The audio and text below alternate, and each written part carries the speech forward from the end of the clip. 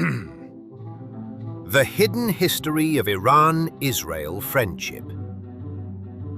Two nations, currently on the edge of war, both possessing weapons capable of devastating the other, both publicly committed to the other's destruction. And yet, there was a time, not so long ago, when their leaders shook hands in secret rooms, when their intelligence agencies shared whispers across closed borders, when one quietly helped build what the other now threatens to bomb. This is not a story the history books celebrate. This is the story they buried. What you are about to hear may sound impossible.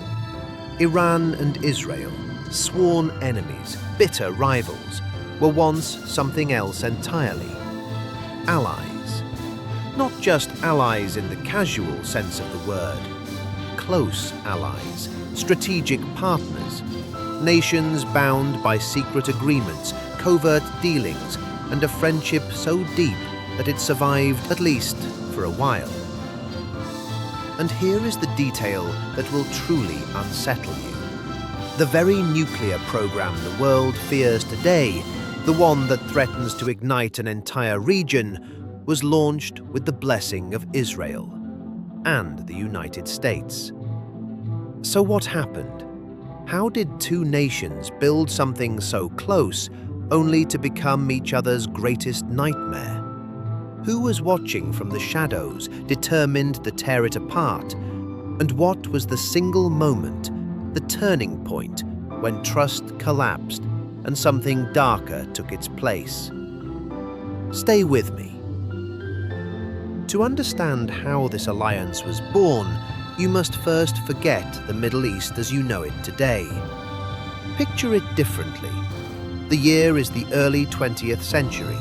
The entire region still lies under the shadow of a dying empire, the Ottomans, whose collapse after the First World War left a vacuum that powerful hands rushed to fill. Britain stepped in, and with Britain came promises made to the Arabs who had secretly aided the British war effort, hoping that betraying their Ottoman rulers would earn them something precious: freedom. Arab nationalism ignited. New voices rose, demanding independent states, demanding identity, demanding power. But not everyone welcomed this rising tide. Iran was watching, and Iran was not pleased. At the time, Iran considered itself the dominant force in the region, culturally, militarily, historically superior. The Shah, Mohammad Reza Pahlavi, looked at the growing Arab movement and saw something that chilled him: a threat. If Arab nations united, if they consolidated power across the Gulf, Iran's influence would be squeezed, diminished, perhaps destroyed. They had already begun calling it the Arabian Gulf, a symbolic act. But symbols in politics are never just symbols. And beneath the politics lay something older, darker: religion. Iran was Shia. The Arab world was predominantly Sunni.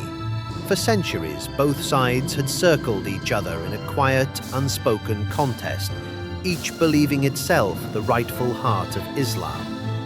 The Shah feared what a powerful Sunni Arab bloc could mean for his rule, for his legacy, for the soul of his country.